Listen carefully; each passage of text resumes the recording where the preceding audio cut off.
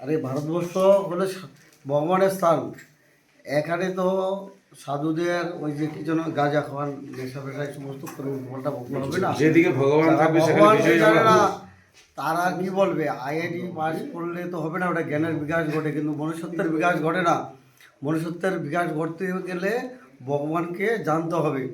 যারা ভালো বিদ্বান ওরা কোনোদিন নেশা ফেশা করে না, ওরা ভগবানের পথে থাকলে ওই বিদ্যাটা মানে তাহলে ভালো আইআইটি হবে। বাবা কি আজকে নেশাগ্রস্ত করে আজকে এই কথা বলেছে পাকিস্তান জিতবে? নেশাগ্রস্ত না হলে উনি একজন সাধু হয়ে কি করে বলতে পারে যে আজকে পাকিস্তান জিতবে, ভারতবর্ষ জিতবে না?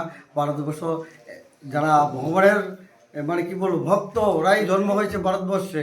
যাদের ভারতবর্ষের জন্ম হয়েছে ওরা সারা পৃথিবীকে শাসন করছে।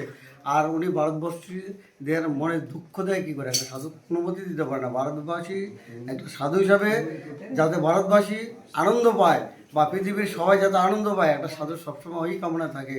মানে মানুষকে আনন্দ দেওয়া হলে সাধুর কাজ।